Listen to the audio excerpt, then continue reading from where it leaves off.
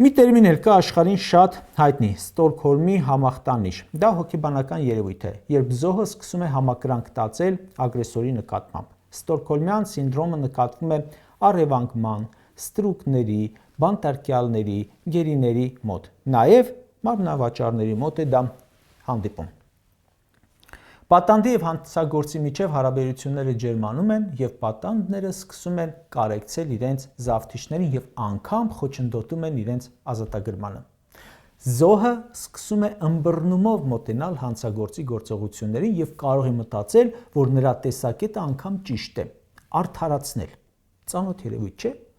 Օրինակ, երբ Ալիևը հարձակվում է, օկուպացնում է, սպանում է, գերի է տանում, սպառնում է, իսկ Նիկոլենկը ասում են, դե ինչ մեղք ունի Ալիևը, Ալմաթայի հռչակագրով եւ այլն։ Այդ համախտանիշի մեջ չի տեղավորվում։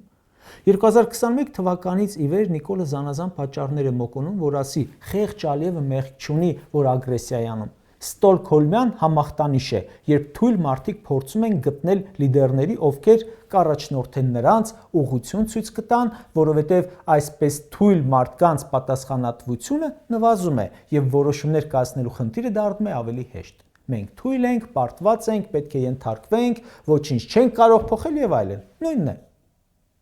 Այն Ալիևին, որը օկուպացրել է ամբողջ Արցախը, Սևլիճը, ջերմուկից հատվածներ, 5000 զոհ է պատճառել, սոտքի ոսկու հանքը իրենով է արել, ադրբեջանցիներին Հայաստան է բերում, Հայաստանը արևմտյան Ադրբեջան է անվանում, Երևանը Իրևան, Սևանը Գյոյչա, այս մարդը ասում է երախտապարտ եմ։ Այսինքն մեր ժողովուրդը ապրում է իսպանական ամոթ Նիկոլի ստոկհոլմյան համախտանիշի պատճառով։